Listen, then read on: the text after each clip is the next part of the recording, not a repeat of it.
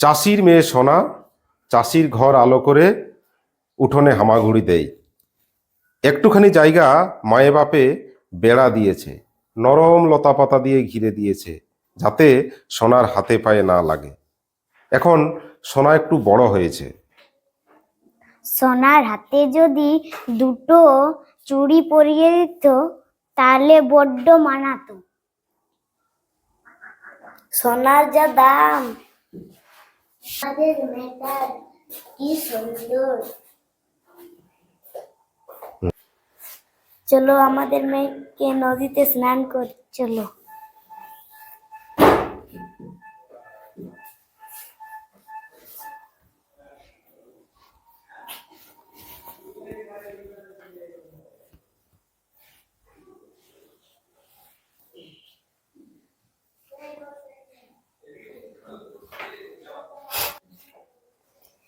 তুমি বলতেছিলে যে সোনার চুড়ি পরাই দিব বলতেছিলে, নদীমা সারা শরীরে সোনা পরিয়ে দিল।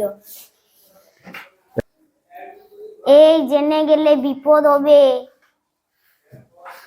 ঢাকা দাও ওকে, যাও লুকিয়ে লুকিয়ে বাড়ি নিয়ে যাও।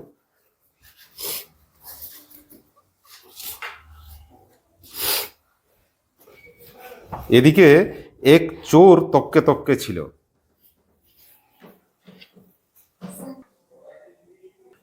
আমারও চোরের ভয় লাগে, ঘন্টাটা বেঁধে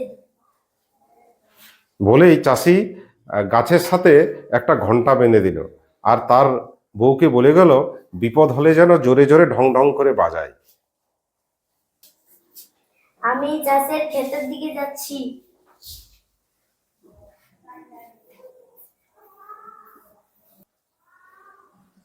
আমি রান্নাটা দেখে আসছি।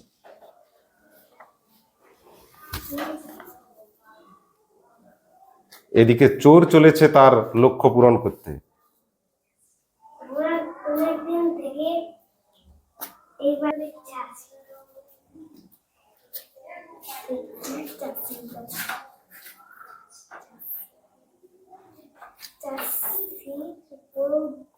রান্নাতে ব্যস্ত।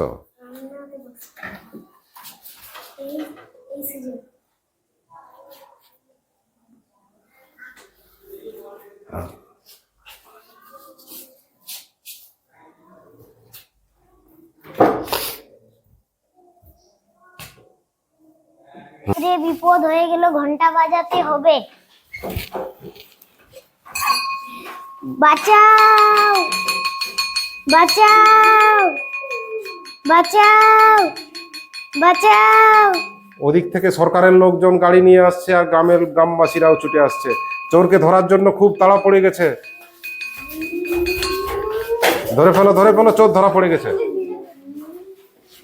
ছাড়াও, দেখো চোরের হাতে কি আছে দেখো। তোমরা আমার মেয়েকে বাঁচিয়েছ, না হলে আমার খুব বিপদ হয়ে যেত।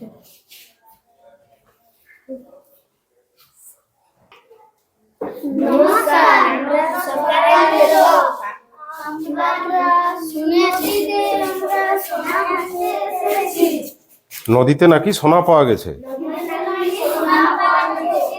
সরকারের লোকজন অনেকদিন নদী খোঁড়াখুড়ি করেও খুব কম সোনা পেল, যাতে অনেক খরচ পড়ে যায়। শেষ পর্যন্ত সরকারের লোকজন সন্তুষ্ট না হয়ে তাদের যন্ত্রপাতি গুটিয়ে বাড়ির পথ নিল। এদিকে চাষির মেয়ে ধীরে ধীরে বড় হচ্ছে, আর নদীও ক্রমশ পরিবেশ দূষণের হাত থেকে বাঁচলো এবং পরিষ্কার হচ্ছে নদী। চাষি আর চাষির বউ তারা ঠিক করলো মেয়েকে পাঠশালাতে ভর্তি করবে। চলো মেয়েকে পাঠশালাতে ভর্তি করি। চলো দিদিমণি, আমার মেয়েকে পাঠশালাতে ভর্তি করব। ও মা, তোমাদের মেয়ে কি সুন্দর। ওর কি নাম দেবে? এর নাম আমি নদীমাতৃকা রাখলাম। খুব মিষ্টি মেয়ে। নাটকটি এখানেই শেষ হলো। সোনা নাটকে পরিবেশ সচেতনতার কথা, পরিবেশ বাঁচানোর বার্তা দিয়েছে, নদী বাঁচানো, জল বাঁচানোর কথা। সকলে মিলে গ্রামবাসীদের প্রচেষ্টাতে পরিবেশকে বাঁচানো গেছে, আর সোনাকে নিয়ে গ্রামবাসীরা খুব আনন্দে আছে।